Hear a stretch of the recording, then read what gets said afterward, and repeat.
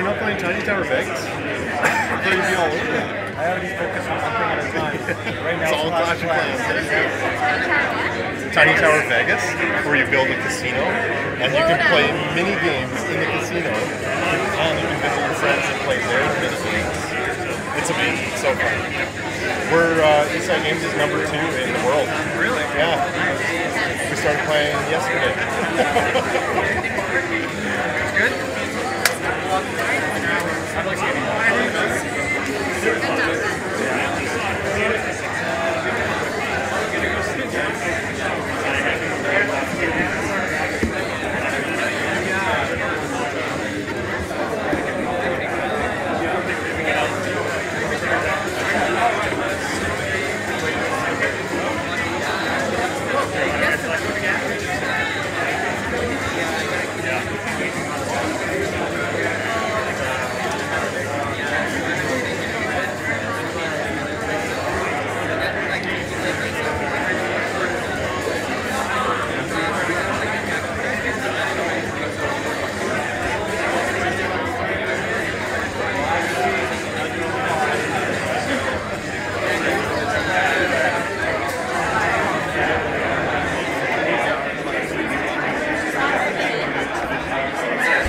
Good evening, everybody. We're just waiting for the relic bus to show up, and then we'll get started here. So if everybody wants to take a seat, we'll get rolling right away.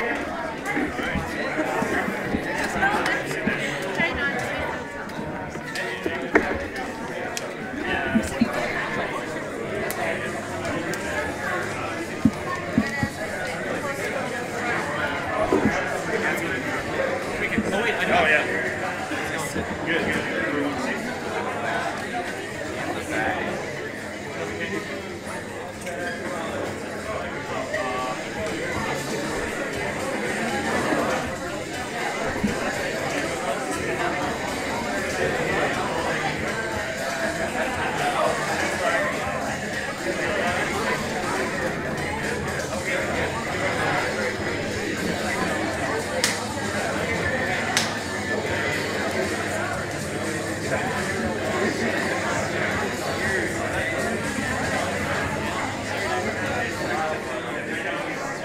Well, good evening, everybody. Thank you all for coming out on a nice sunny evening in Vancouver. We've got our live stream going to the world, so hopefully they're having as nice a weather as we are right now. We appreciate you taking your time to come down here and checking out what our students are doing, and in particular the culmination of a year of very hard work. For a lot of you that are here, you know exactly what that's like. You've been through it before. For a lot of you that are here, you've been part of that process helping them along, so we definitely appreciate you coming down. Part of the reward of the evening is seeing the amazing stuff that they're doing, but we also have a little bit of work for you, and that's these forms that you collected when you came in. We ask you for written feedback to our students to help our students become better designers. We provide that feedback to them unedited, so be polite, but firm, and correcting any mistakes that you see definitely will help them become better designers. As payment for that feedback, there's a little blue ticket attached to the top of that form that will get you a drink upstairs, so enjoy that. If you like to drink more than one drink, you need to talk to the students. They're the ones with more tickets, so go around, play the games, talk to the students, and you can get some more. Tonight definitely is a great mix of some really cool games. We hope you enjoy what you see. But rather than me tell you about it, I think what we'll do is we'll turn it over to our MC for the evening, Mr. Dan Sochan.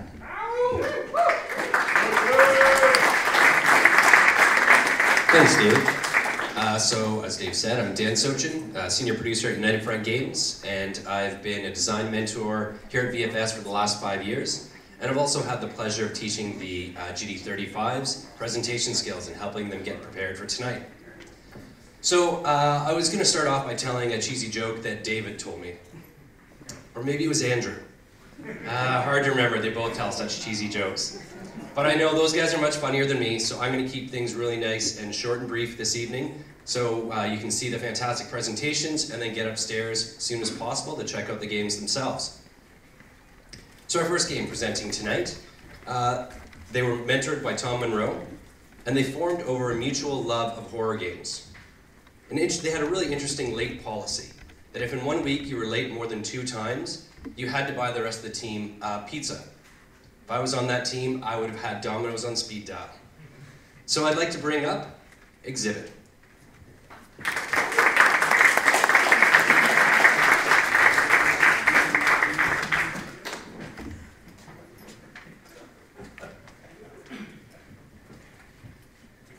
Hello there, ladies and gentlemen. Thank you all for coming in, both those of you that are in the audience and those of you watching at home, to GD35's Pitch and Play. On top of that, we also have a special treat for you, the grand opening of the exhibit. But before we go on with our tour, let me introduce the guides. My name is Ryan White. I was the project manager, level designer, and animator. I'm Dylan Reuter. I was the programmer and technical designer. I'm Chris Kamarudin. I was the character artist, environment artist, and UI designer. Alright, so the exhibit is a 2D side-scrolling platformer for Android mobile devices, where the player takes control of a marionette cut from his strings named Stuart as he goes through his own personal hell. We have a mobile build, but just for the ease and clarity of the presentation, we are going to be using the PC build. So, on his journey through hell, the player must find all 100 fragments of his soul in order to escape from the hell that he's being put through. Now I'm going to pass it over to Dylan to talk more about the technical. Thanks, Ryan. So one of our biggest challenges working for an Android game in Unity was creating the controls. We went through a lot of iteration through different control schemes trying to find out what worked best. And to be completely honest, a lot of the control schemes we tried for the first month of development didn't flow very well with a lot of our playtesters. We used things from the accelerometer to the swipe, touch, and tap inputs of the touch screen, and every time we sat somebody down in front of it, they didn't always have really good things to say. So about a month into development, we ended up going back to the drawing board, sitting down and discussing what the core of our game was, which was character movement and environmental exploration. And to that end, we ended up sticking with our current control scheme, the swipe movement. You swipe left and right to change your character's movement direction, and up to jump and double jump. And it was instantly the best received control scheme we'd implemented to that date. So I'm going to toss it back over to Ryan, who's going to talk to you a bit more about his designs. Thanks, Dylan. Obviously, one of the biggest challenges we had with the level design was the controls were constantly changing. And with that, how far the character could move and how high he could jump was also changing. So I couldn't go through and white box and create all of the levels I would have liked. So an opportunity came up through that. From that, I was able to create a bunch of test levels, testing out different ideas on what we thought might be fun, from enemy placements to different ways that platforms could move. To this end, we were able to get all of the playtesters to try them out, narrow them down into 2 lists of what was well-received and not as well-received, and then we were able to base the 7 levels you see before you on all of those. Another thing we wanted to do with level design was we wanted everything that the player gets to help them through the levels would also be a hindrance at another point. For example, the introspection, which was the eye pickup that I got, helps the player to see invisible platforms that can help him get to new heights. However, this can also be a hindrance because it can also block off previously accessible paths to the player. As you can see there, the player does not have enough momentum to cross that gap, so this is where the second power-up comes into play, which is the speed boost. This will increase the player's speed and allow him to jump over the further gaps. However, it will also appear later in the game to force the player through more difficult segments by the use of speed. And I'm going to hand it over to Chris now to talk about his visual inspiration. Thanks, Ryan. As fans of horror games, we want to exploit what we love about this genre into the exhibit. However, we want to make the game creepy, not scary. Think of it as like Tim Burton style, where it's appealing to everybody of all ages. So, for example, we have Stuart, the main character here. He may seem human at first, but if you take a closer look at him, he's actually a marionette with wooden skin, no eyeballs, and scrawny limbs, very disturbing. And our main enemy, the Automagon, he is an automaton with a desire to kill and indestructible, so players have to think twice when navigating through the levels. I had a great time working on this game because I've always wanted to work on 3D models as a kid, so my dream came true.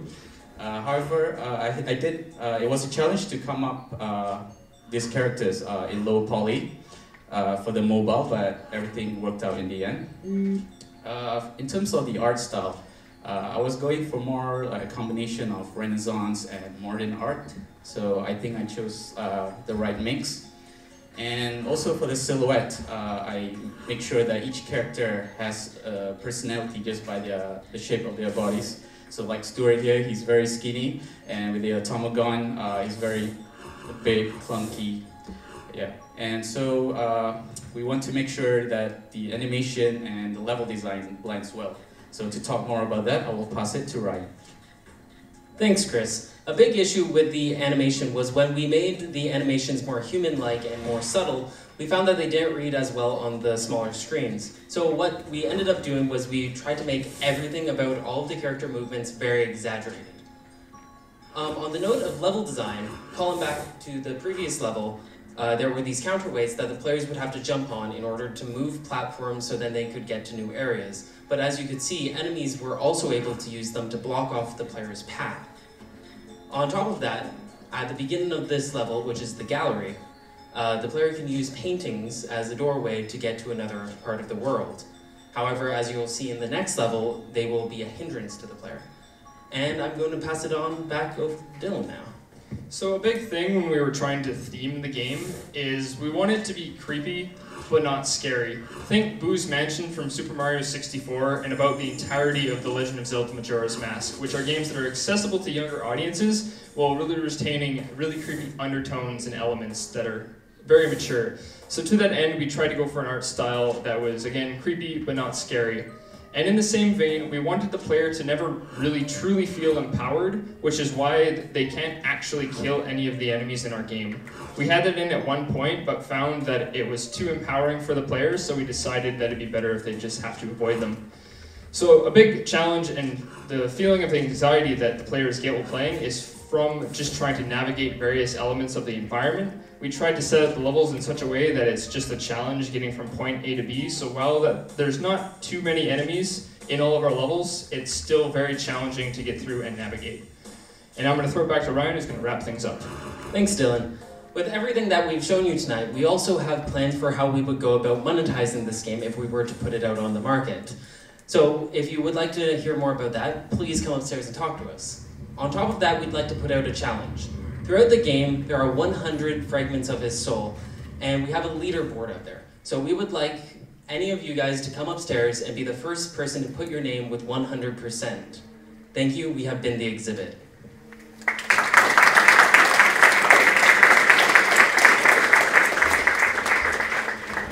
We now have some time for some questions.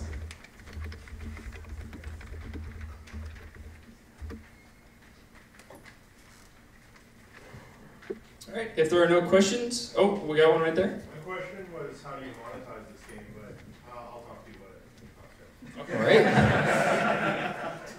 Yes, in the back there. I have the same question, so you can talk about it now. All right, so just the cliff notes of it. The way we were going about with the monetization plan, since we have to deal with the new rules that Apple has about advertising games that don't actually belong to your company, we have a few variations, but it would be with a strong amount of advertising, and we would have an in-game shop that we would call the gift shop. Players would be able to buy passes to later levels, but if they didn't want to spend money, they could use the collectible currency, the soul fragments, to get past the gates. We also have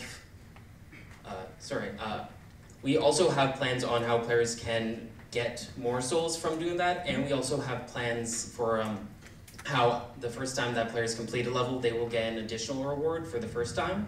So then it incentivizes players to play through new levels continuously. But if they want to just keep playing through, they won't get the bonus, but they will get all of the souls they collect through the level. Yes, again? What was the motivation for choosing a mobile platform versus something where you're holding a game? So the question was, why did we go with a mobile game instead of a more traditional controller-based game? I think that when we sat down during pre-production and really tried to look at what our strengths were, we found that our strengths weren't so much on the technical side of things, it was more on the design. So we wanted to be able to work on a platform where not being able to make this completely technically complex game wouldn't be too much of a hindrance and where we could still make a really concise and tight product. Yes, right there. You mentioned the game is about exploration, and then you also mentioned that you have certain items in that game that block off certain areas. Is there ever opportunities to reverse those roadblocks? So the question was, in our presentation we talked about how different power-ups and different things throughout the world can block off the player's path, and whether you could reverse that. Currently, all of the things that do block off the player's path, you can't reverse it, but you can find another way to navigate around it. Yes? Did you guys play with any other enemy types? So the question was, did we play around with other enemy types? We actually had 3 different enemy types in the game. We had the Automagon, which you saw. We had another enemy that activated one of the switches, which we called the Cucucello, and it's this weird bird-man creature in a Venetian plague doctor's mask. And he would hide in the background, and when the players got near him, he would push the scenery out of the way, grab the player, and kill them. But we had some issues with the levels and scope, and the levels that we had that really showcased him, we had to cut, and we couldn't interweave him into the previous levels and keep the difficulty balance. And the final enemy was the boss. As with most VFS projects, we wanted to have a boss, and we found out very late that we couldn't. So what we decided to do, since we had him modeled, we decided to hide him throughout most of the levels in the game. So he's in the background of most of the levels watching the player, and as soon as you can get a good look at him, he will disappear and run away. All right, I think we have time for one more question. Yes? Given the time constraint that you had to complete this project and the fact that you have 3 people on your team, what was the biggest challenge you faced? So the question was, considering that we're a 3-person team and we didn't have a lot of time to make this game, what our biggest constraints were.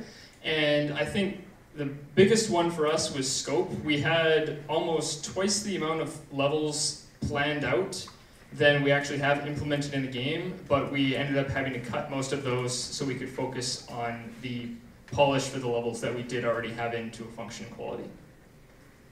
All right, so thank you very much for your questions, and thanks again for coming out. We are the exhibit, and we look forward to seeing you upstairs.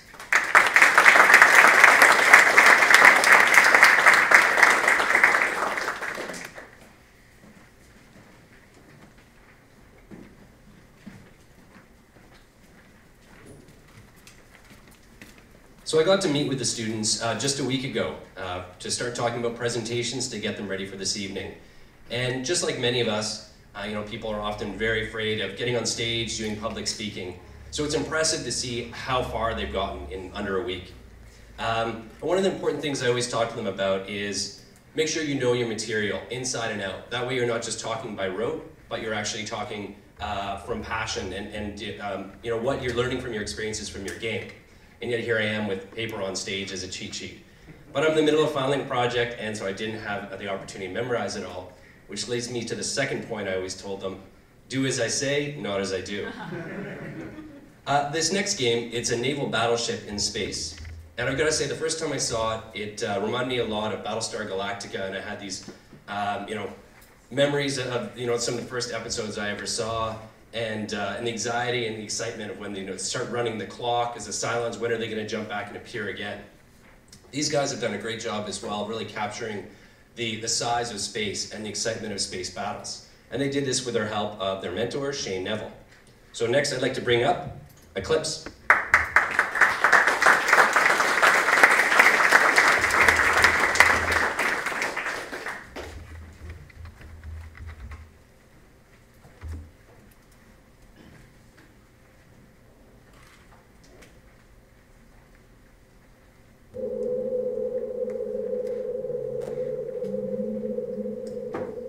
Good evening, ladies and gentlemen. Thank you so much for coming out this evening.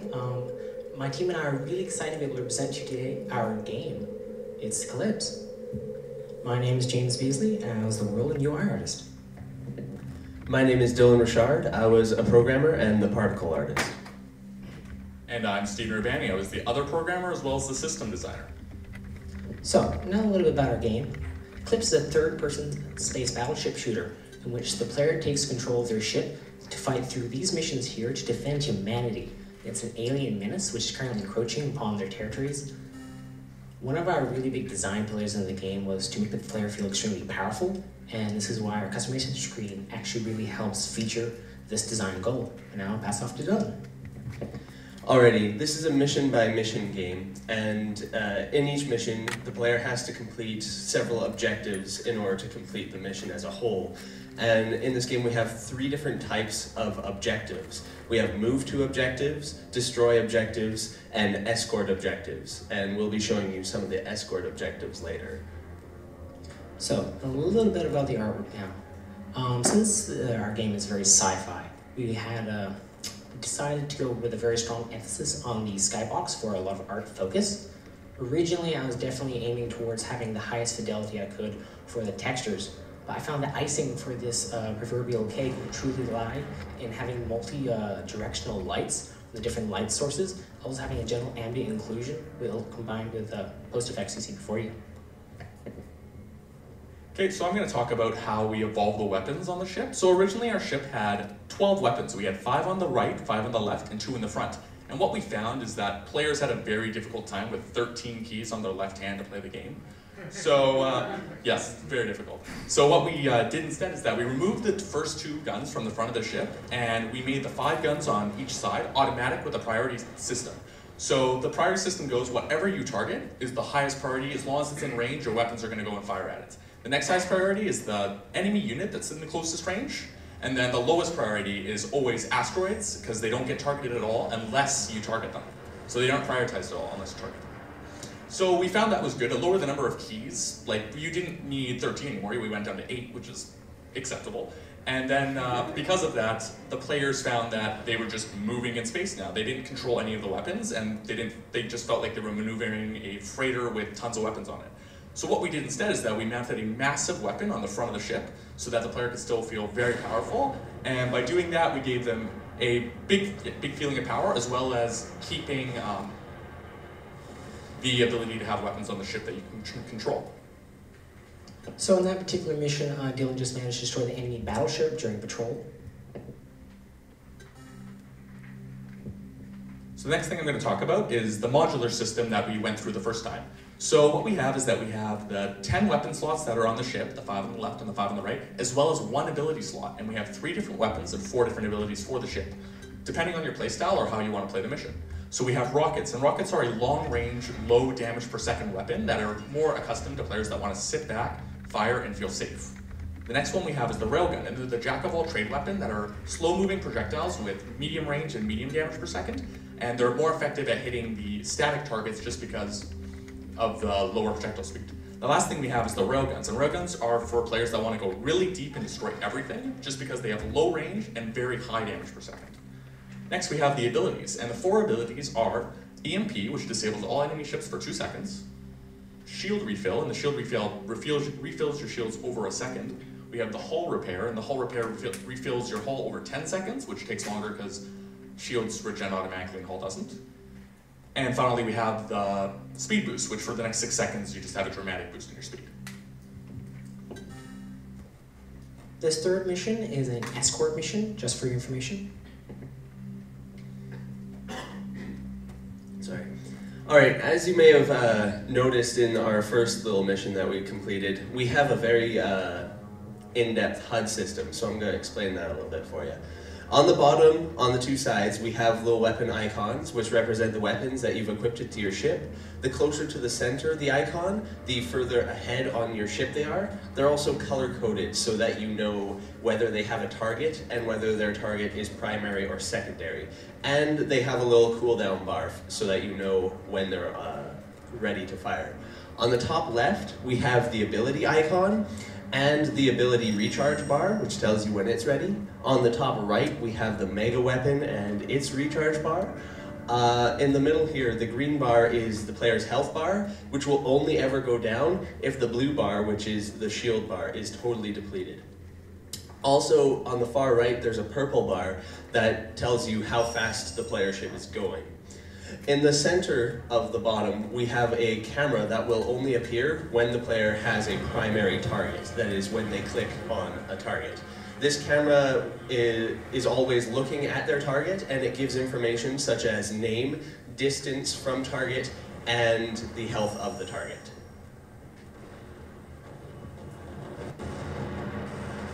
So now just a little bit about the ship art you see before you.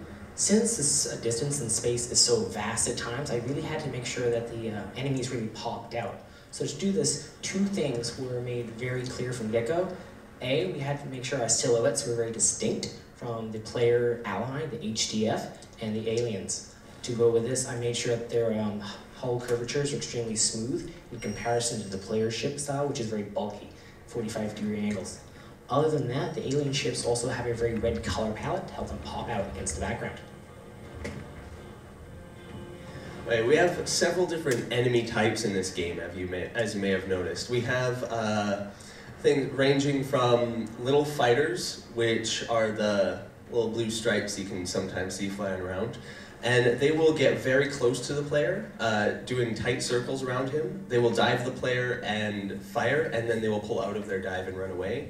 We also have enemies like the owner of the giant laser that just destroyed Steven here. And that guy is the Corvette. He likes to hang out very far away from the player and shoot him with that giant laser. And he will back off if the player gets too close to him. So, ladies and gentlemen, we'd like to make note, we've actually only presented 2 of our 4 missions due to presentation length. We'd really like you to be able to come upstairs and try our 4th mission, which we've been told is quite difficult. Though, who knows, maybe you can tell us once you try it. So once again, ladies and gentlemen, thank you so much for coming out. We're really excited to see you here at our Team Eclipse.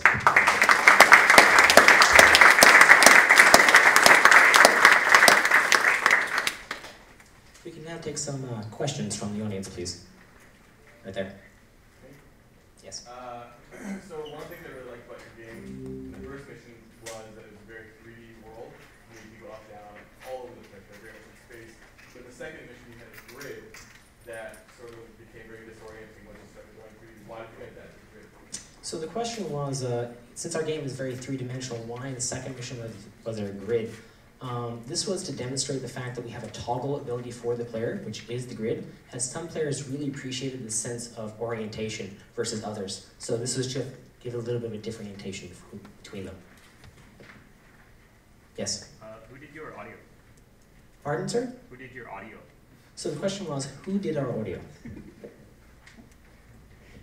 Okay, and to answer that, I did most of our audio. Some of the audio was done just by the VFS sound server, and much of it was also done by me using Linux Multi Sound Studio.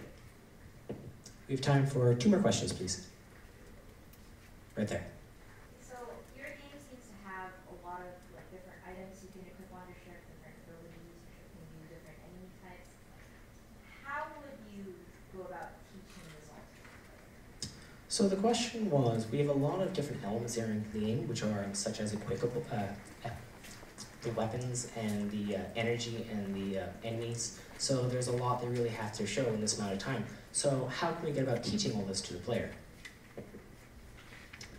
Our game is very, and games like this are very trial and error. So you can change your loadout every time you go into a mission. And if you die, you start the mission over, but you can go to any mission that you want at any time. So really the only way for a player to learn how a weapon really works is by equipping it and trying it out. We do have stats on the equipped page that give you sort of the numbers of the abilities, but really the only way to learn is by trying them out in the missions. So I believe we have time for 1 more question.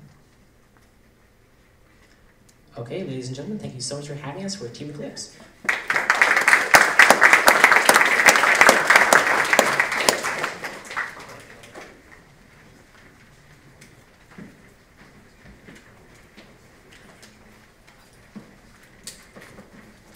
Great job, Eclipse.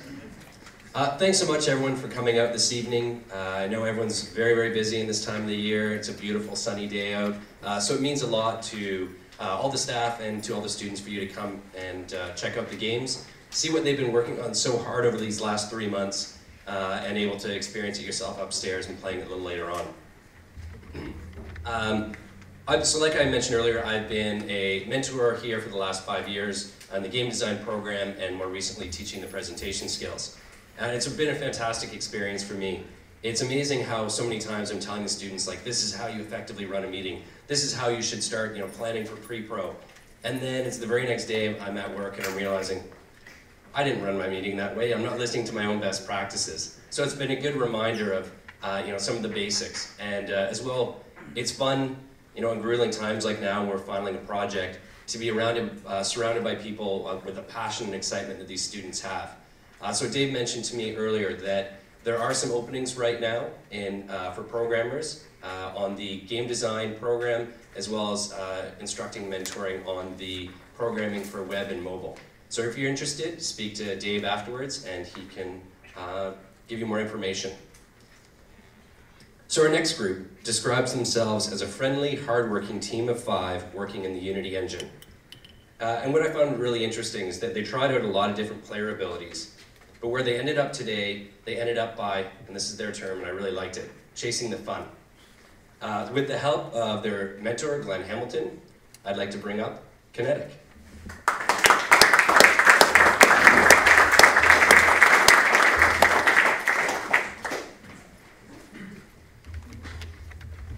Good evening, ladies and gentlemen. It's so nice to see so many faces tonight, and welcome to Kinetic. My name is Thomas Kochanczyk, and I was the level designer for Kinetic. I'm Enrique Klein, character and UI artist. I'm Jake Osborne, AI programmer. Charles Adams, the gameplay programmer. And I'm Thomas Pierce, the user experience designer and project manager. So Kinetic is a third-person action-adventure where the player plays as Kent Edwards, a futuristic maintenance worker on an industrial space station. And he uses kinetic energy with his spacesuit to manipulate things, to engage in combat in his environment and try and restore his space station to its former glory. I'm going to pass it on to Enrique to talk about the visual design of the game. Thanks, Thomas. So this is the in-game HUD of Kinetic. The blue hexagon over there is your kinetic energy, which is tightly linked to your abilities. The 2 green hexagons at the left are your health, which regenerates over time. The reason we went with an in-game HUD was so that players didn't miss the 2 key pieces of information in Kinetic, their health and kinetic energy. For the visual design of the game, we decided to go with a blocky aesthetic that's a callback to old PS1 and N64 games, and for the textures and UI, we were inspired by flat design. This puts a lot of emphasis on simple shapes and colors to convey a message as easily and quickly as possible to the players, because of the sheer amount of moves that they'll be performing throughout the game. It was important for us to keep the main character Kent and his environment all in a similar visual vein. That's why they have dark cool colors with bright emissive highlights, whereas the enemies, they all have warm solid colors that signify their otherness, the fact that they're alien, and also to give the player a feel that who they're fighting with and who they're controlling. For more on the enemies, I'm going to pass it on to Jake. Thanks, Enrique. So our player has a variety of different strategies to take out their enemies. Our first enemy coming up is the Grenadier, which throws grenades at the player. It's best taken out with a quick dash to get up close to it. Our second enemy is the Dasher, which charges at the player and zooms all around, and the player has to use their momentum and their stun ability in order to quickly take it out. Our third and final enemy coming up shortly is the Landminer, which throws landmines at the player while backing up in order to get a safe distance. And it's best taken out from above with the player's signature move, the ground pound. I'm going to pass it on to Charles to talk about the player abilities. Thank you. So as you've seen so far, we have a tutorial set up at the beginning. This is to let the player know their abilities and how to use them properly. So first, right away, you learn your basic attack, which is your dash ability. Your dash ability allows you to dash at enemies and either throw them off the world, which is really satisfying, or destroy them on contact, allowing you to absorb their kinetic energy. After that, you get your stun abilities. You have 2. The first one is a shockwave, which has a small radius of effect and stuns all enemies around you in order to get out of those tight situations. Your other stun ability is a medium-range projectile, which allows you to stun them at a range and then position yourself to get ready for an attack. After that, you have your jump and your gravity jump. The gravity jump ties into your ground pound. In the next room coming up here, we're gonna demonstrate the power behind the ground pound. So the ground pound has 3 states, depending on how high you are. So if you gravity jump and you use the ground pound at the max there, you have a larger radius and more damage. And then when you're not as high, then it does less radius and less damage. So Thomas, how was some level design? Thank you, Charles. So throughout the development of this project, the focus of the game changed a lot from puzzle and platforming to focus more on combat. And due to this, the level design had to change accordingly and bend and change with it. And a few challenges arose for me because of this. One major one was player pathing. Oftentimes we found that players who played our game would often get stuck in an area and wouldn't know what to do next or how to proceed. So in order to solve this, I tried to place enemies in a logical proceeding line so that they would be lured more towards the area of progression. I also tried to place the enemies so that the player, I hope, would be attacked from the direction in which they need to proceed. The second challenge I had to face was that we found that players were also not using and utilizing the entirety of their kit and their abilities.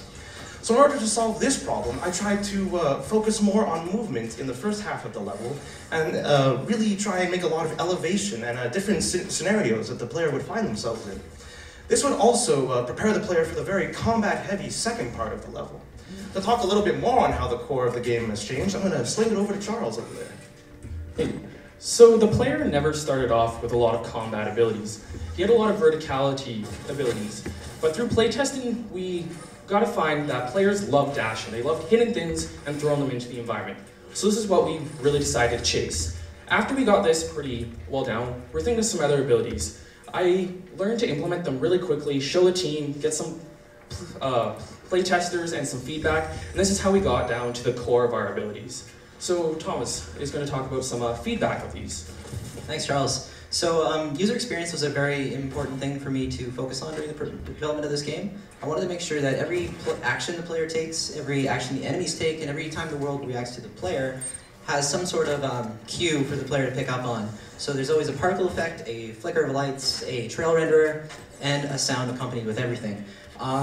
Furthermore, another key part of that was level scripting, which the biggest thing for us was gating the player, preventing them from going backwards in the world where there was nothing for them to fight. So always keep them locked from regressing and always going forward into the fire, always having fun. So I'm going to pass it to Jake to talk about a little bit about the enemy feedback. Thanks, Tom. So for enemy design, feedback was very important. We wanted the player to know where the enemy's attacks were coming from and when they actually were getting hit. We achieved this through different audio cues, particle effects, as well as color changing, as seen here on the landminers. Their backpacks are turning red right when they're about to attack. Our enemies are after the same resource as the player, which is the kinetic energy. If they manage to get it before the player, they'll evolve into a stronger, faster, more sergeant form. I'm going to pass it on to Enrique to talk more about the visual design of the enemies. Thanks, Jake. So for me, it was a really fun challenge to try to come up with a way of having distinct silhouettes for the different classes of enemies. So what I did to save production time, I focused on the weaponry of each enemy.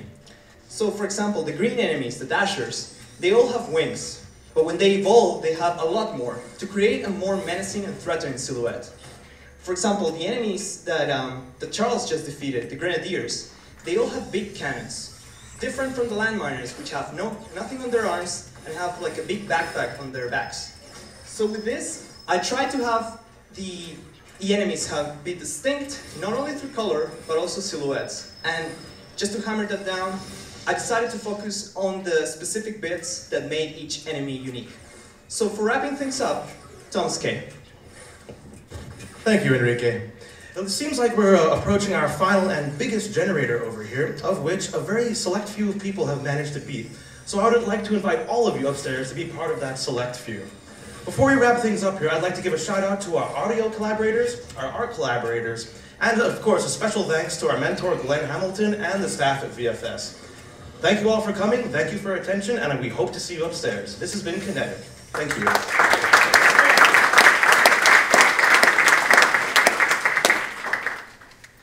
We'd like to open the floor up for any questions you guys would have.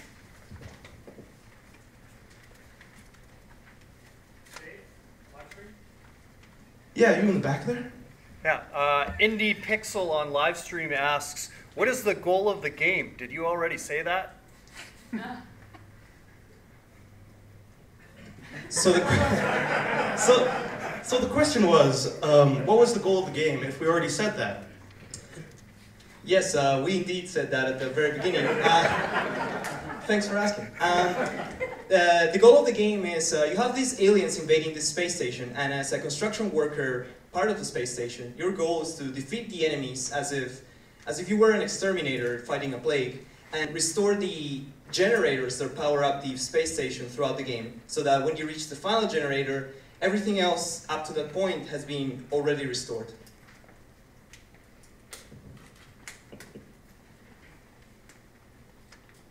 What was the biggest surprise that you guys had during playtesting?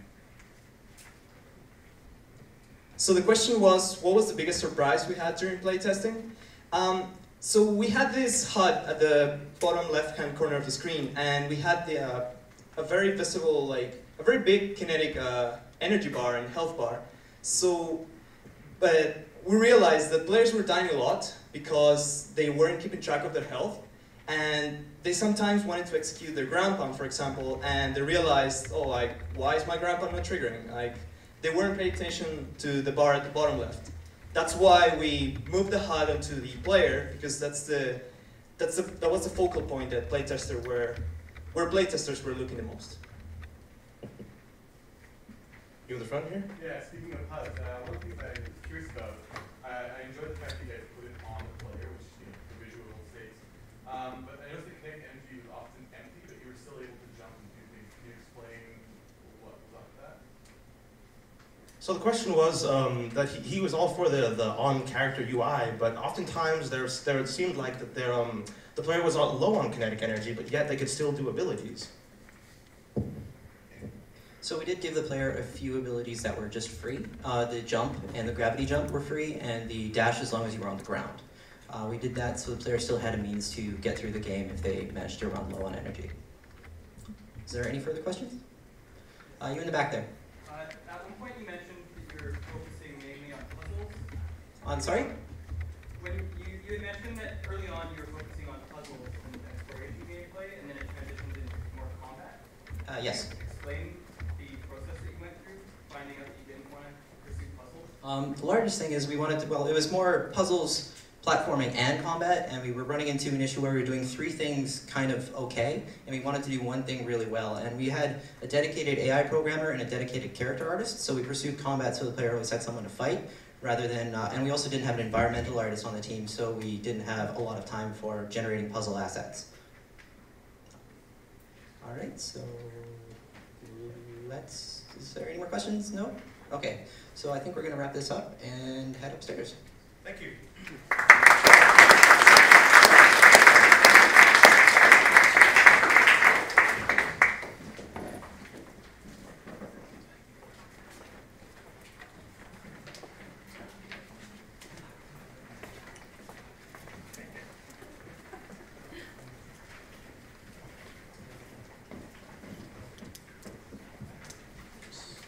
Paper upside down, that'll make it a lot easier. So this next team worked together on several game jams around Vancouver in the months leading up to starting production, just to get additional practice in. They're a very multicultural team. They hail from Canada, Mexico, Venezuela, and the States. And they worked with their design mentor, Glenn Hamilton. Now there's one other thing I wanted to tell you about these guys, but I've just forgotten. Oh, right, oh sorry, it's their team name. Forgotten.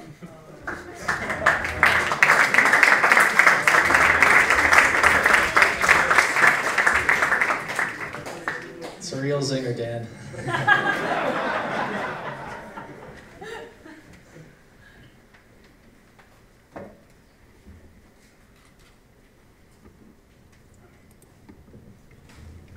All right, good evening, everyone. Thank you so much for coming out. My name is Travis Smith, and I was a level designer, scripter, and the project manager on Forgotten. My name is Emilio Pelaez, and I was a programmer. My name is Lazo Polak. I was a level designer, a scripter, and narrative designer. I'm Emiliano Guerrero, and I'm character artist and particle artist. My name is Jim Watson. I'm environment, lighting, and technical artist. All right, so without any further ado, let's jump right into Forgotten. Listen up, kid. We found a large amount of time anomalies in this area. We think they may be the cause of all the sudden changes in history. We know very little about this place, so be careful. Okay, get in, find the source of the anomalies, and kick some ass. Maybe I'll have time to do some sightseeing. Narrative was always very important for us in Forgotten. It was actually the first inspiration we got for our game design. The characters you just heard are Freya, our protagonist, a time traveler and a smuggler, and also Abram, Freya's mentor. Our vertical slice takes place in the call to adventure of our game, where Freya finds out the dangers of giving man the power to change history.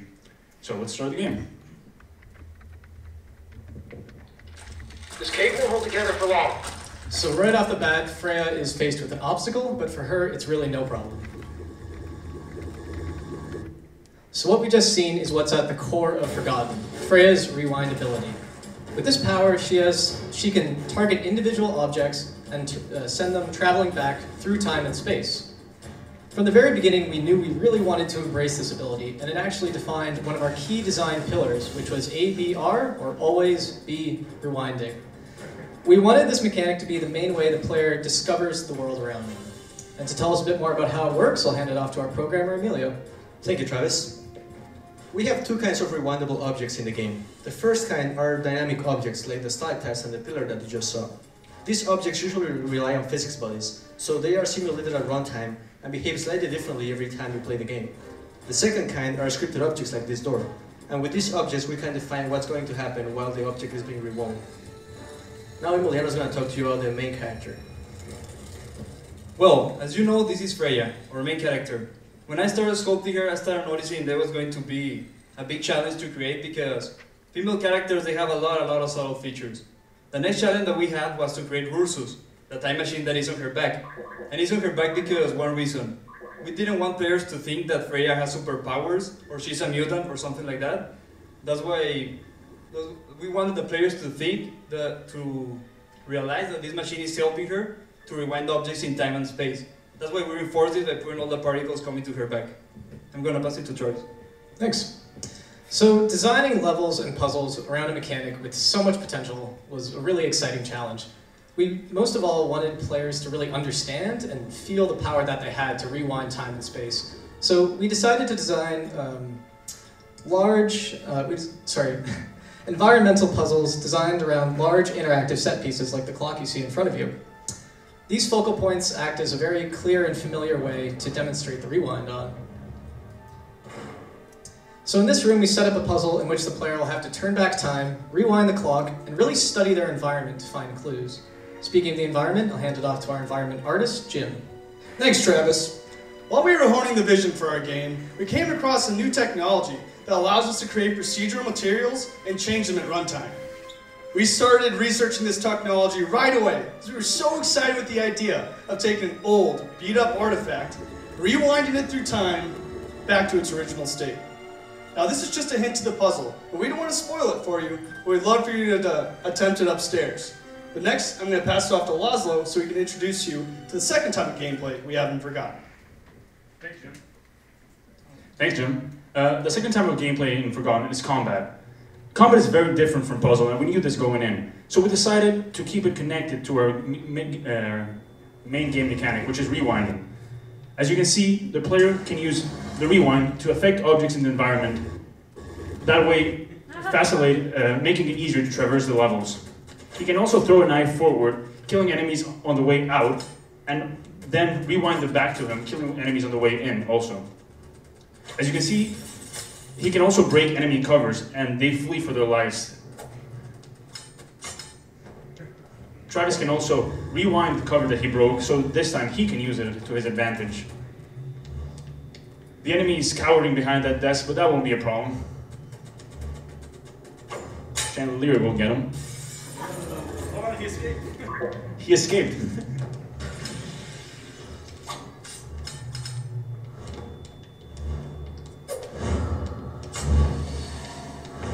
Well, you already seen our light enemy, and this guy is our big enemy.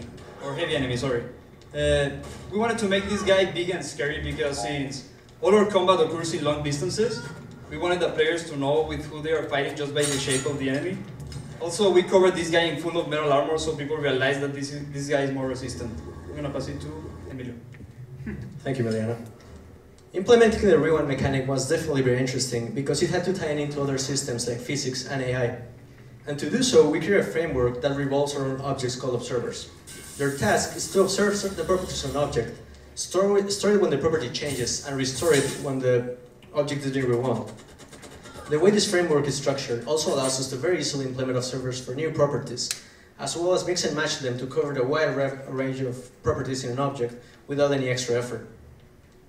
So Laszlo dispatched these enemies pretty quickly, but they're not done. One of the coolest things we can do is actually rewind their ragdolls and get them to sort of jump around. And this is something our playtesters really enjoyed to sort of mess with, and we did too, so we definitely decided to keep it in. So we've got another puzzle here for you, but again, we don't want to spoil it, so we're going to be moving along.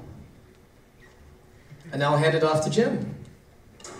So as we enter our third and final stage of Forgotten, you've probably noticed that we've traveled through multiple different types of environments. And you might be wondering, why do we do this? The reasoning behind it was, we wanted to evoke a different emotion in the player. The hardest part about this was making each environment different enough so we can give the player the emotion that we wanted, while being coherent enough in the same world. So we've actually got a really cool combat section set up here, and there's still so much of the game we'd like to show you, but unfortunately this is all the time we have. But we invite you to come upstairs and see if you can solve our puzzles, find our secret trophy room, and really feel the rewind for yourself. Now, of course, with a project like this, we had a lot of support. We had a great audio team from the VFS Sound Campus, great voice actors from the acting campus, and of course, the mentors and instructors here at VFS were invaluable. So, we hope you enjoyed playing the game as much as we enjoyed making it, and this has been Forgotten. Thank you.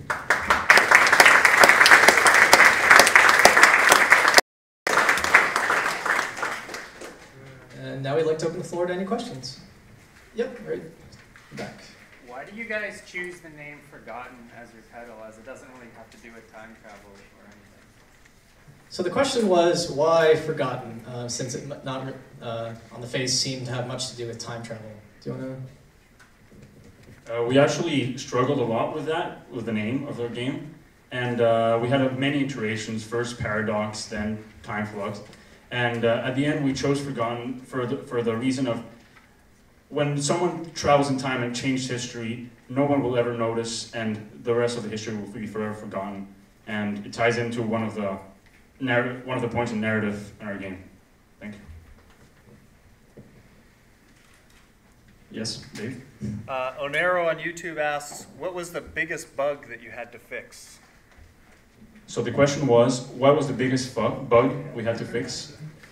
Well, as you can see, we have rewindable enemies, and as some of you might know, implementing AI is quite challenging. And then you have to add the animations of the enemies, and then on top of that, you have to rewind them. So AI gave us definitely the biggest challenge, and we had a few bugs there where enemies just wouldn't do what we want them to do, and I think that was like the biggest bug we had. How did you decide on the speed in which you allowed the players to rewind? So the question was, how do we decide the speed on which the player should be able to rewind objects? Yeah, we can manually tune that so that it feels right. Actually, some of the objects, when they go past a certain time, they start rewinding really fast. So if you have a ragdoll that's being like bouncing a little bit, because that happens sometimes, when you start rewinding, the first section goes really fast, and then the interesting part, which is the actually moving and all that stuff, it's slower. So yeah, we can fine tune that to get a better experience on every object. You think like the enemies, all of them have their health bars manifesting time as well? That was my impression. And it seems like all of the elements of the game are measured in time. What is the relationship between those elements, and what is the consistency between them? Like, how do you come up with those rules and logic? Sorry, can you repeat the question? Sure. Everything in the game seems to be measured in time, or days or hours. So how do you come up with that logic between those elements? Like the enemies seem to have also health bar in time. So what are the metrics or the logic behind all of those elements? Yeah, so the question was that it seems that the enemy's health bar is related to their time. And I'm guessing it's because of the little thing on the top, the HUD on the top that says how many seconds they have. That's actually the time how long you can rewind them. That in any object that says how long available you have to rewind. So the clock has several years because it's been running for several years. The enemies have a few seconds because they just spawned a few seconds ago. And their health bar, you actually cannot see it.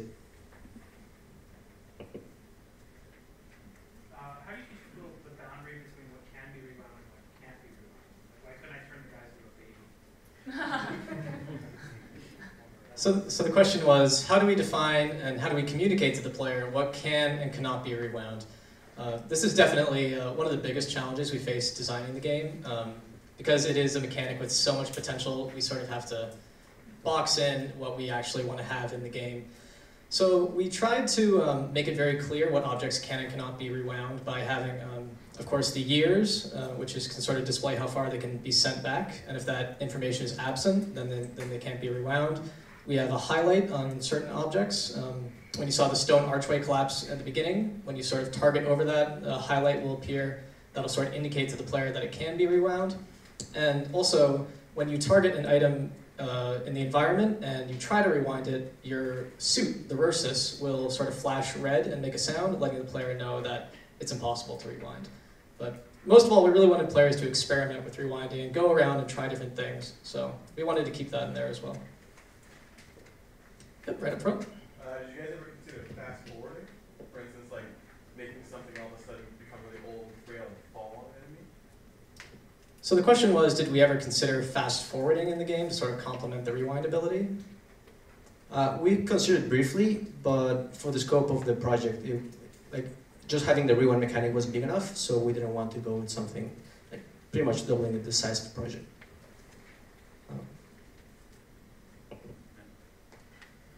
Sorry, I think I have time for one more question. Dave? Ryan on YouTube asks, what was the inspiration for designing the time puzzle? So the question was, what was the inspiration for designing the time puzzle? That sort of first area that we, with the clock and the different objects in the display cases. This was one of the first, this is the end of a very long iteration process, but it was always important to me designing the puzzle to keep it thematically relevant so the player isn't quite as jarred by their new ability, since it is such a new power that they probably haven't played with in too many other games. And also just bringing, that element of time and these old artifacts on the clock and just sort of keeping it central to the main theme of time and all the ways we can play with it. All right, so once again, we'd love to see you upstairs. This has been Forgotten. Thank you.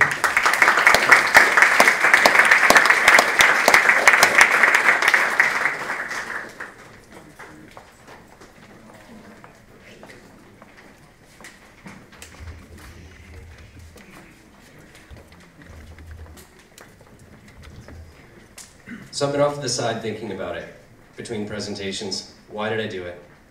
I said no cheesy jokes. I did not have that joke prepared. It came to me clearly very poorly.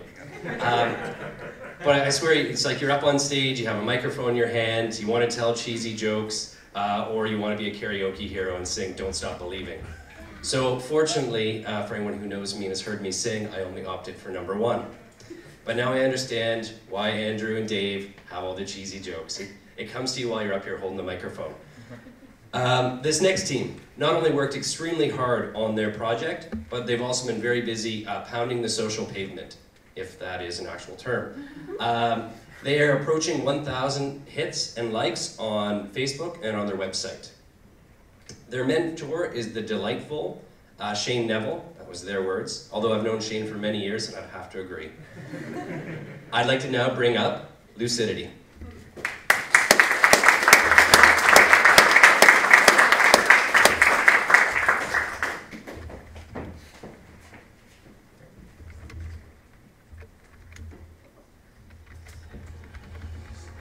All right, thanks for joining us tonight, everybody. We are Team Lucidity, and as you can imagine, this is a really proud moment for my team. So thanks again for being here to share it with us.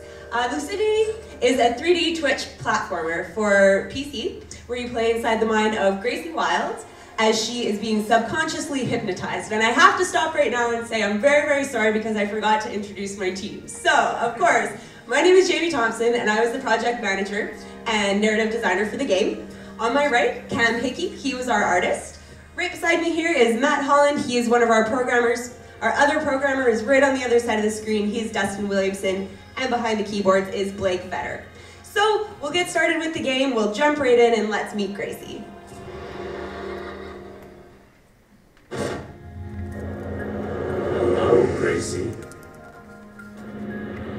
You remember me, don't you? You've been here before. Don't you worry about that. You've made it here again. Your next step awaits you. Remember, anything you find on your journey, bring back to the podium. That is where you will find the answers that you seek. Are you ready, Gracie? Go. In Lucidity, player movement is the first and most important pillar of the game. We have parkour and free-running elements such as wall jumping and wall running. And in the tutorial level here, Blake's going to follow around this blue wisp that helps the player learn these new mechanics. So here you'll see it do the pattern of a wall jump, and the player naturally follows it.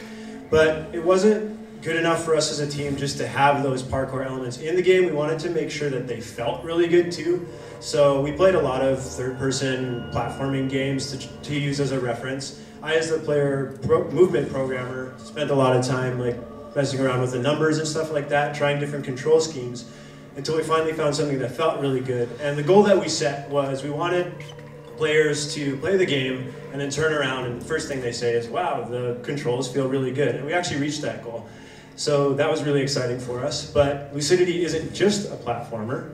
In front of you now, Gracie's actually looking at her reflection in a mirror, and this is where Lucidity truly shines.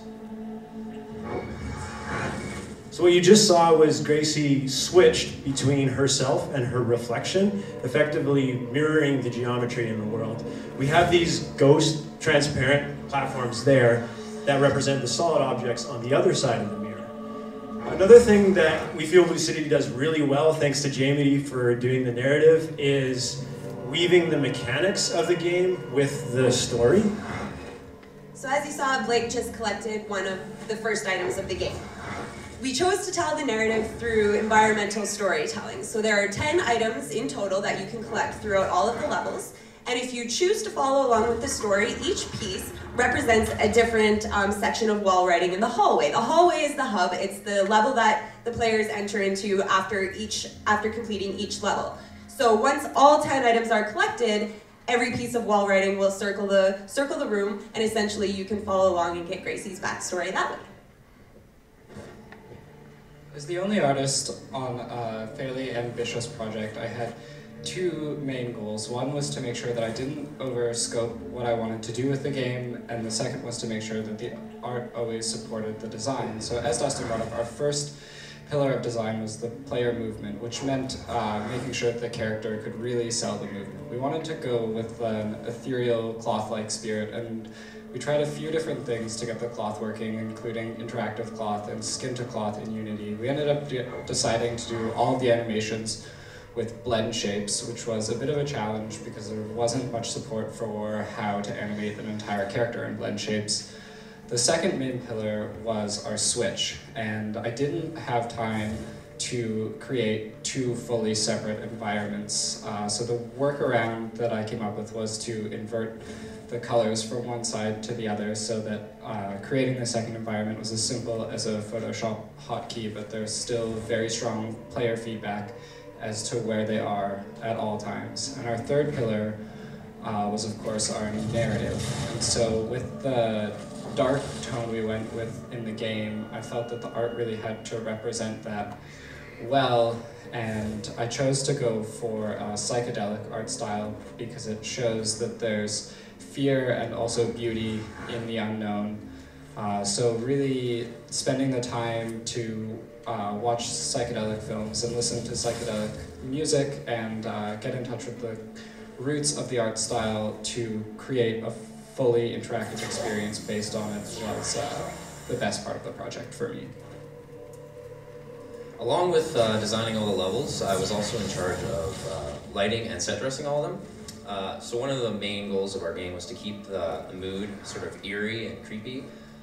So we kind of tried to do this through the lighting. Most of the environment's fairly dark, but we also wanted to make sure the player knows where to go, so we lit up the player path greatly, just to contrast the two. But we also wanted the player to feel a little bit uneasy, so using some of the models that Cam gave me, I was able to create some really cool shadows, just to give that uneasy feeling. So along with designing the levels, we wanted to keep the gameplay fairly fast-paced. So there's lots of sections where the player has to chain together different wall runs and wall jumps in order to make it through and time them correctly. But there's also a few sections where the player can stop and take a moment to view the area in front of them and plan out their movements as well. Sort of a problem I had while designing levels was during the beginning stages of our project, I was trying to come up with some ideas for cool environment pieces that we can use for the player to run along. But Dustin was still programming the movement still and adjusting some of the values. So as he would change the jump height or the sprint speed, I would have to scale the levels to them accordingly. But this ultimately helped us practice as a team to work together in the same project and not override each other's work that we were doing. And then once Dustin got the groundwork set for all of our movement, I was able to go in there and do 3 passes of all the levels to get to this point where we're at now, which we're all pretty happy with. An integral part of any 3D game is a well-designed camera, for which we utilize 4 different systems: the third-person free, cinematic, scripted, and switch. The switch camera in particular offered us so many interesting design decisions, as mirroring both player position and camera position proved to be quite jarring for some of our playtesters. So to combat this, we slowed down time both before and after the switch to give the players the optimal amount of time to react and plan the next move. Now let's see what happens next.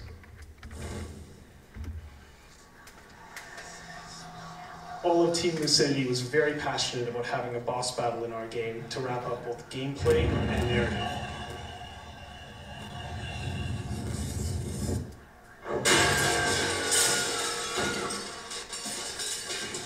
My favorite boss battles are the ones that take a previously taught player mechanic and force the player to extrapolate on their knowledge for exciting results. So if you think you can help Gracie defeat her reflection, I invite you upstairs to try your best. Once again, thanks a lot for joining us tonight. We are Team Lucidity. We had 3 really amazing audio guys that worked with us throughout the duration of the project: Mateo, Shaz, and Christo. They were really amazing from the Sound Campus. And of course, there's tons of people that we need to thank for their love and support. Obviously, Dave and all the instructors and mentors and TAs here at VFS. We had a really awesome voice actor, Bobby Henwood and Aaliyah Martin. And then, of course, Shane Neville, our mentor. We really appreciate everything you did for us. So thanks again to everybody. Thanks again for joining us. We'll see you upstairs.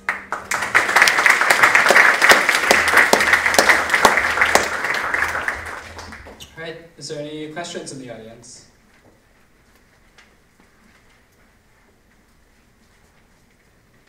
Great, well, thanks. Oh, we got one at the back. What were some other ideas you had to take advantage of the reflection mechanic? What were some of the other ideas we had to take advantage of the reflection mechanic? We actually we initially started the game as a bit more of a puzzle game, but we found the fun was more in the platforming and wall running and stuff like that.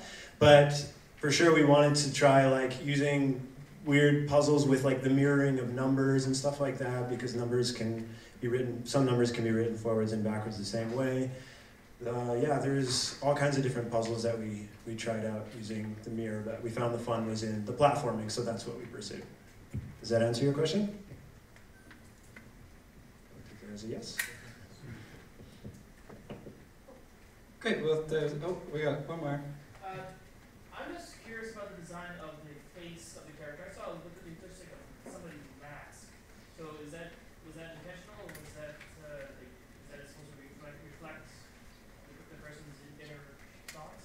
So yeah, great. The question was if we could just expand a little bit more on the mask. So the character does indeed have a mask. There's a few notes on it. She has sacred geometry on her face, just like half coming off to the side, that sort of represents the circle of life and all of being, and we really wanted to just give her a blank face because for our narrative, she's been in a coma for 6 years, and we really didn't want the player to feel the depression associated with that, and rather be able to project whatever they wanted to feel the character was on the inside themselves. That fun? Go ahead. What was you guys' inspiration for providing the narrative in such a non-linear style? So the question was, what was our inspiration for providing the narrative in such a non-linear style? I think when we first started out with the narrative, we kind of talked about, oh, maybe we'll do a game about depression, and as the narrative designer, I was having a hard time. I was struggling a little bit with just going down, making a game focused on depression. And so what we decided to do was, instead of having Gracie's journey be about her depression, have it be about her 5 stages of grief. And that's essentially what she's trying to be hypnotized throughout the levels. So I don't know, I think we just went from different places from the start to the end, and that's what we ended up with. And I think in the long run, we were really happy with the story. Thank you. Dave? This kind of builds on it. Dustin asks, there's some obvious psychological overtones. Can you elaborate on the importance of story within gameplay? Sure. The question was, there is some obvious psychological overtones, and can we elaborate a little bit more on the narrative throughout the gameplay? Yeah, when I was doing research on comatose patients and what they kind of go through and length of comas and stuff like that, and sorry, I lost my train of thought. So one of the main themes in the game is the use of water. So not to spoil the story too much, but she actually entered the coma while she was drowning, and from a scientific perspective, the colder temperature the human body is at when it enters a coma, the longer that the patient can stay in a coma for. So there is real-life examples of people who have gone into a coma in ice-cold water and lived for 6 years and been revived. So we sort of use that as the basis and then expanded through the stages of grief to really round out the story. So Dave, again. Yeah, the question was, can you elaborate on the importance of story in the gameplay? Oh, yes, absolutely. Sorry. So the real question was, can we elaborate on the importance of the story during the gameplay? And we absolutely can. The importance of the story is just to wrap the whole game together. We didn't want to leave players feeling like they were going through all of these environments for nothing. And we really believe in story, and we wanted to tell it in a non-linear format so that the players can have their own exploration of it, because again, we were trying to allow the players to project themselves into the game. Great, if that's everything, then we'll see you guys all upstairs. Thanks so much for coming out.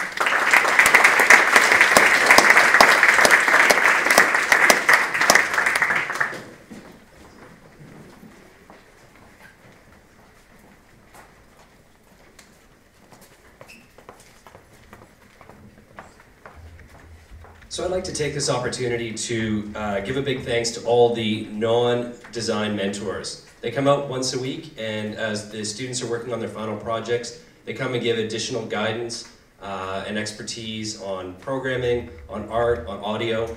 So big thanks to Quinn Henshaw, Steve Royer, Mike Hayes, Alan Mizrahi, Jared Barber, Sean Wagner.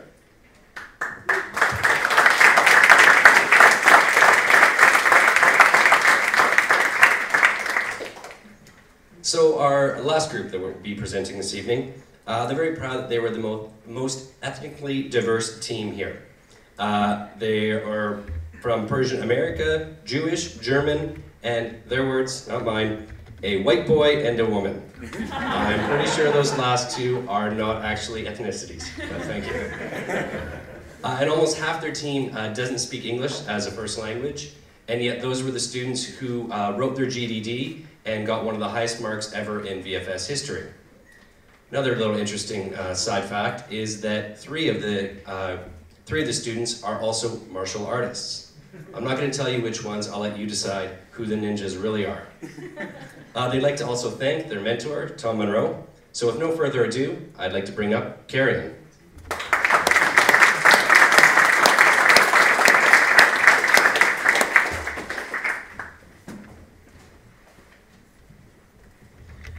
Thank you so much, Dan, and thank you all for coming. I'm really excited to present you our project, Carrion. But first, I am Asaf, or Mark, depends on your accent, and I am the project manager, the gameplay and system designer of the team. My name is Marlon. I was programmer and technical designer. Hi, I'm Ethan. I was the AI programmer and combat designer. I'm Chris. I was the narrative designer, level designer, and the environment artist. Hi, I'm Leah. I was the character artist, animator, and UI and planet artist. So what is Carrion? Carrion is a sci-fi tactical RPG set in the distant futuristic city of Rakia, which is currently being slammed with both a deadly nanovirus called the Kill Switch and a rebellion seeking to sort of tear apart the pillars of the city. Databank entry. Try scrambled my navigation suite, and something appears to be jamming my communications. I've got to locate her before she ditches the package.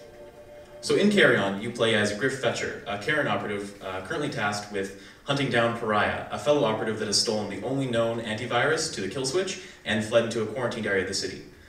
She was wounded in earlier confrontation with Griff, and you can see a bit of Ichor that she's bled out there. Ichor is everything in Rakia. It powers everything, including you. In combat, Carrion operatives are able to collect the Ichor from fallen enemies to heal themselves and keep fighting. Speaking of combat, our basic combat system allows the players to move and attack. You can move by simply selecting a destination by clicking within the given area of effect, and you can attack by placing an AoE in the environment. In this case, a cone. When the attack is going to happen is indicated by the blue line that's moving along the cone. This system allows us to challenge the player's skills and anticipation. Military augmentations. Hike, chassis, Barracuda model. It looks like one of Cephala's operatives. We formed a team out of love to RPGs, though each of us came from a different background. Some came from competitive mobile games, others from turn-based forex and strategy games. So we had to research our target audience thoroughly. The PC gamers, fans of games such as FTL, Frozen Synapse, and XCOM. And we found that this audience, they love to die a lot in game. But every death had to be a learning experience. So this is where we created our 3 pillars of design: tactical thinking, intensive combat, and high skill cap. Based on these pillars, we created every feature in Carrion. The pseudo turn-based system for constant danger, yet enough time to act and react. The directional targeting for the majority of player actions, also known as skill shots, and the maneuvers that Marlon will explain now. I died. I died because I only use the basic actions of moving and attacking. Enemies basically do the same thing, so they outnumbered me and overpowered me. So now we have to step up our game. To do this, Mark will show us the maneuvers shortly.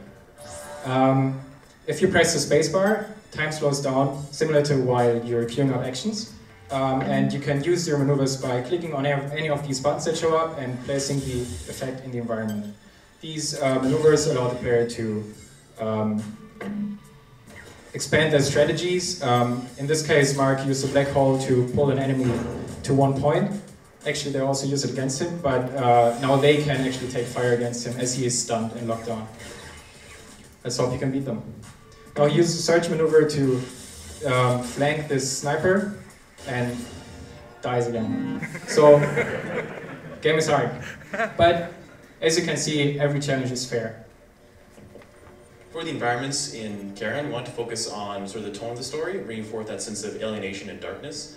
Coming up here, we're going to introduce our second playable character, Connie, and discover the fate of Pariah. Identify. Connie. My name's Connie. What's yours, proper? Griff.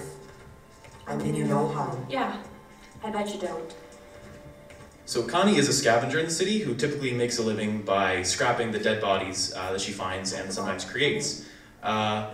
In this sort of cinematic, we have Griff picking up the antivirus and mourning briefly her fellow comrade, Pariah. And Connie seeks a sort of reward from Griff for helping to bring down this dangerous fugitive. They end up getting interrupted by these rebel operatives called Sharks. And you can see now in this combat that Mark has access to both Griff and Connie. Connie wields a sniper rifle in contrast to Griff's shotgun, which lets her sort of outclass the Sharks' range, who wield only a melee weapon. He's also using maneuvers and sort of kiting with Griff to keep them busy while Connie picks off those two sharks caught in a black hole.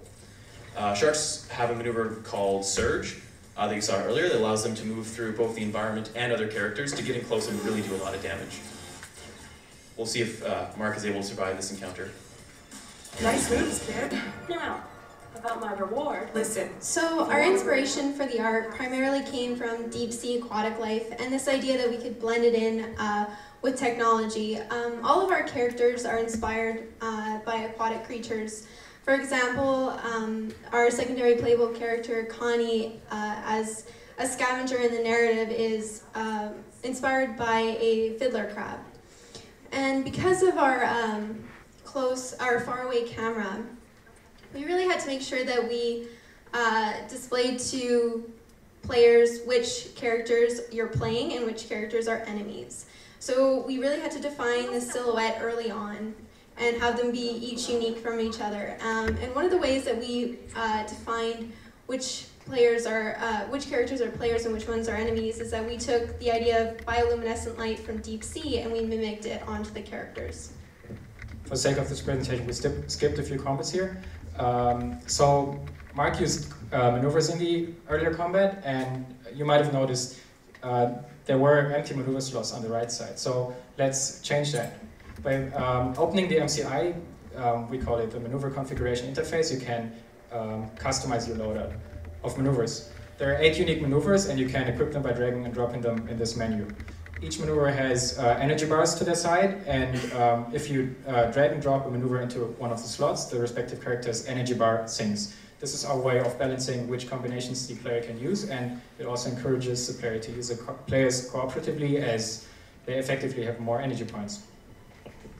So one of my favorite aspects of the artificial intelligence in Carrion is that all of the enemies have personalities. When their personality condition is met, they experience a personality overload. Different personalities do different things. Suicide bombers will rush into combat and blow themselves up, whereas cowards will run away and hide. When I was developing both the AI and combat in Carrion, I spent a lot of time talking to various military advisors, notably Sergeant John Lamanna of the United States Army helped a lot with sort of urban combat and what's called moat, or, oh my god, I totally just blanked on that. It means urban combat scenarios and movements. I also got a lot of help from Brett Argyle, who is a sniper, stationed in Afghanistan, who gave us a lot of insights into insurgent tactics. Now, I'm going to give you a play-by-play of this combat, so if I'm facing away from you, it's just to keep an eye on the screen. All right, so what's happening here is the enemies have sort of charged in with the melee and mid-range characters clumping up and the snipers staying at a distance to keep him suppressed. Mark is now using the frenzy maneuver on a group of enemies and a fire grenade to make the enemies attack each other and take damage over time while he kites them into a direction where he can take them out in a more relaxed fashion.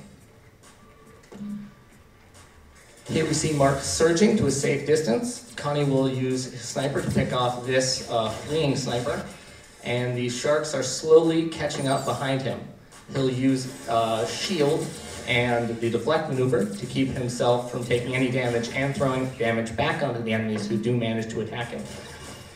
Now, what he just did with Connie was swap positions to get behind the enemy and pick off the rest of them. Now, with only one enemy left, shouldn't take him more than a minute.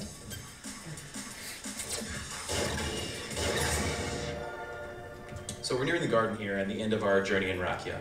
Hopefully we can link up with Cephaly and escape the Sunlight Zone. Let me do the talking. You have it. My orders are to deliver the package directly to the council chambers. The landscape is shifting. The kid which is going to decimate this city. My operatives will make... Unfortunately, we don't have time to save Rakia tonight, but we would love for there to be someone in the audience who perhaps can come upstairs and reach the garden, save Rakia, and beat the game. We want to thank our sound collaborators, audio designers, mentors, and instructors who all made this project possible. We are Team Carrion.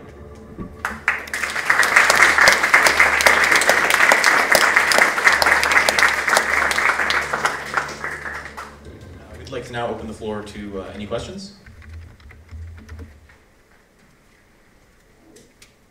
And to come back when you go with the slow motion, why did you choose slow motion instead of full cost?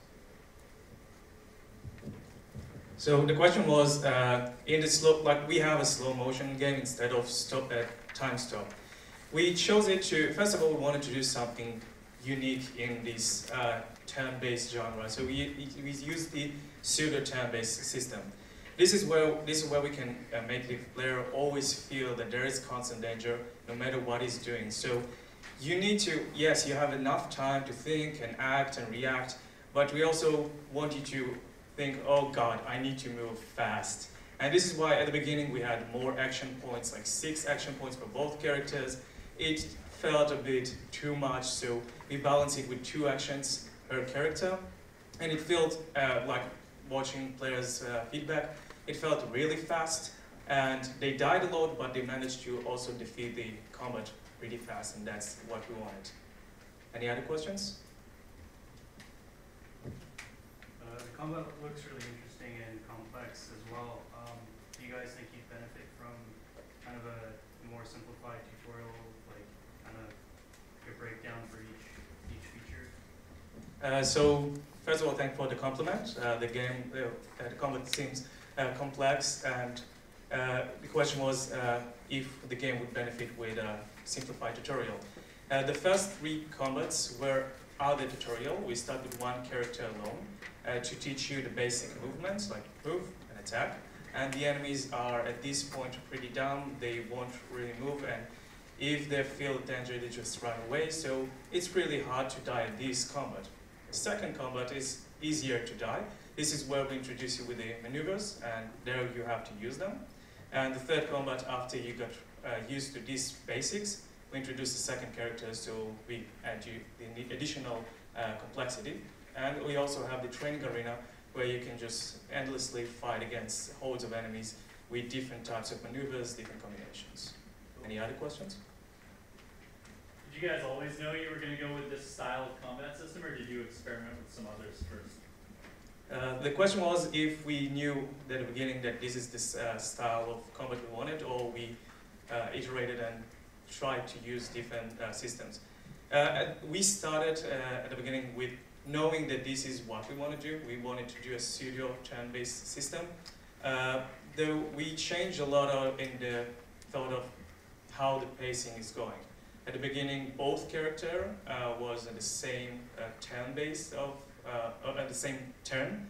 So you had to move both of them and try to anticipate with both of the characters at the same time, and it was really punishing for the player and not really fun, although what is fun? And so we got to a point where in the middle, in the alpha, we really started testing again and again and again. And I think we got to a point where we're really, really excited with what we have and with the solution we found. And players just kept like sitting for 2 hours to try to beat our game, and they didn't manage to beat it. So we are really confident about the product. Any other questions? In the back?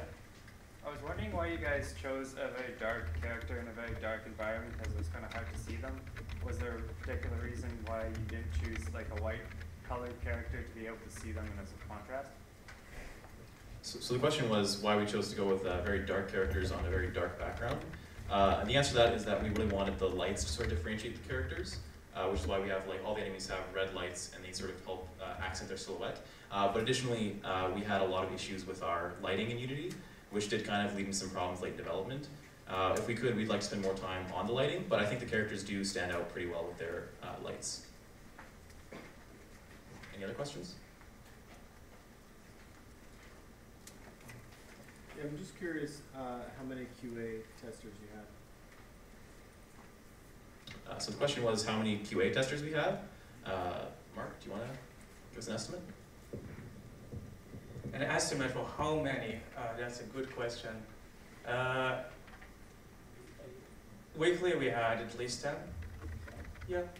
I think every station had different people at different times, and we also get, first of all, we had the mentors, we also consider them as QA testers, and I believe we have a couple that kept coming to our stations to play again and again. So it really helped us to see from the beginning to the end what their thought process and what they thought about our game in the end. Any other questions? It seems like you really managed to get a lot into the game. What did you have to cut? Like, do you have any sacrifices you have to do? So the question was, it seems that we have a lot in our game, and I guess kind of what we had to cut.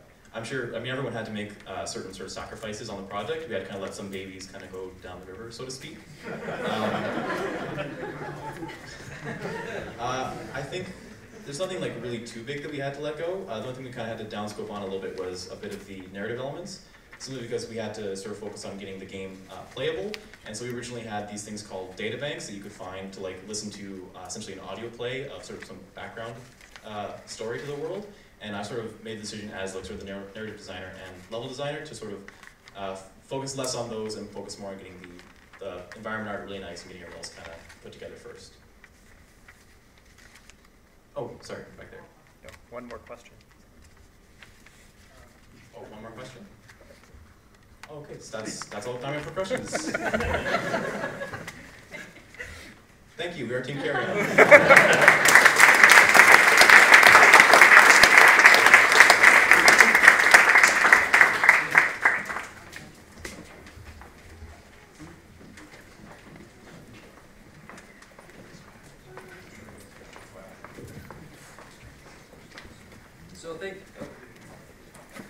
That's a little better. Thanks again so much everyone for coming out this evening and for taking the time. The students really appreciate it. As well, please take the time to fill out the feedback forms. It's really important. All that information goes anonymously back to them, but it really is an important part of their growth and development as game developers. For any of your friends or colleagues who weren't able to make it this evening, there's been a live stream feed, and after this evening it will go non-live and be stored for all eternity on the VFS website, so they can check it out at any point. Now let's head upstairs, let's play some games, socialize with other game developers, enjoy some food and drink, and remember, if you need another drink ticket, just go to the students, play their game, give them some feedback. Thanks a lot everyone, and have a great night.